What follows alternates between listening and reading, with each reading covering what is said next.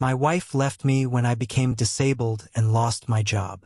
But when I recovered and rebuilt my life, she came back begging. And this is how I got my revenge.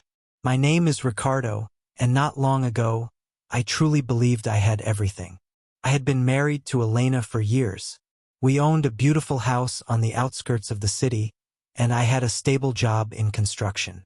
Life wasn't perfect, but it felt solid.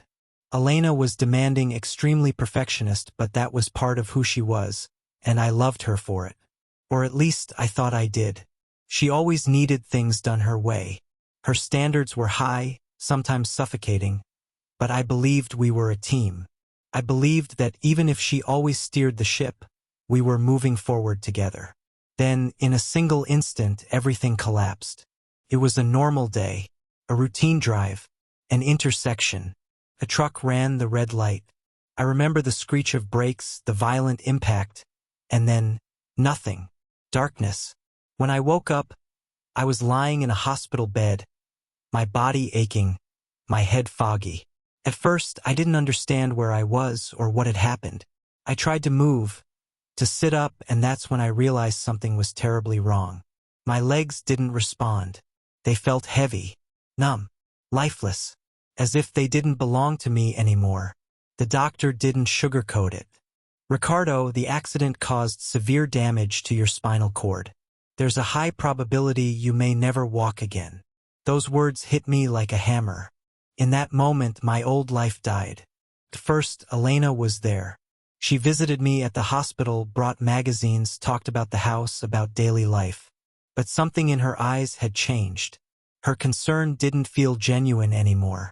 Felt forced, mechanical. Her kisses were cold. Her care felt like an obligation. It was as if she was already preparing herself to leave, while I was still clinging to hope. I was naive. When I was discharged from the hospital, reality hit harder than any diagnosis. The wheelchair, total dependence, the impossibility of returning to my job.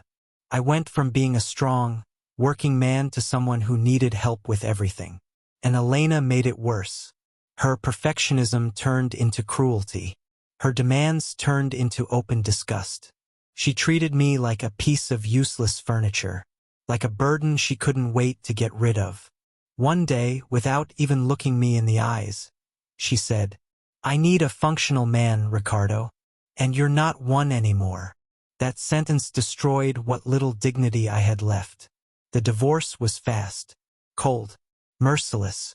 Elena kept the house, half of my savings, and whatever pride I still had. I moved into a tiny apartment.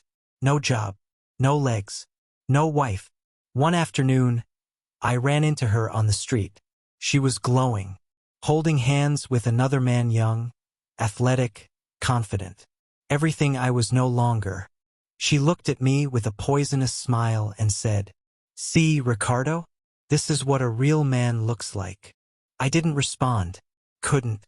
I rolled myself into the nearest cafe and collapsed at a corner table. The phantom pain in my legs burned like fire. I ordered a coffee I barely touched and stared out the window while the world kept moving without me. That's when the tears came. Silent, heavy, uncontrollable. Then, a voice interrupted my breakdown.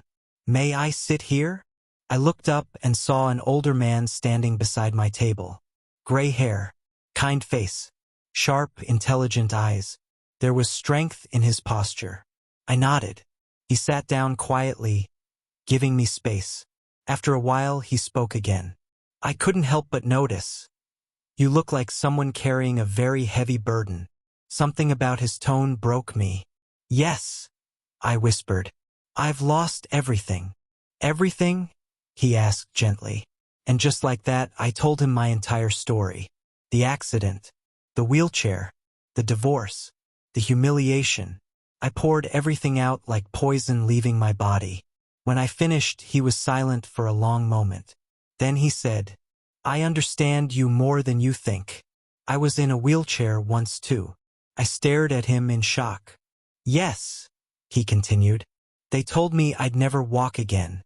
I lost my job, my partner, my dignity, everything. Hope flickered inside me. How did you survive? I asked. It was a long road, he said.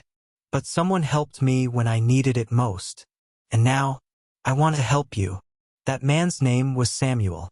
The very next day, Samuel picked me up in his adapted car and took me to a small, old woodworking shop on the outskirts of the city.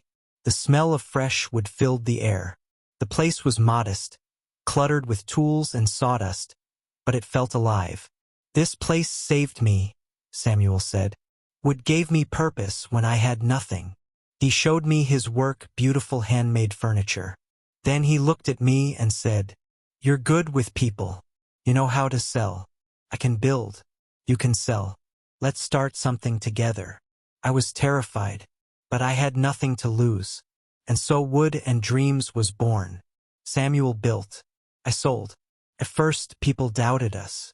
They pitied me, but the quality of the furniture spoke louder than prejudice. Orders started coming in, slowly at first, then steadily. As the business grew, so did my recovery. Samuel pushed me, encouraged me, believed in me, and one day, I felt my legs tingle, then twitch, then move. A year and a half later, I was walking again. Slowly, imperfectly, but walking.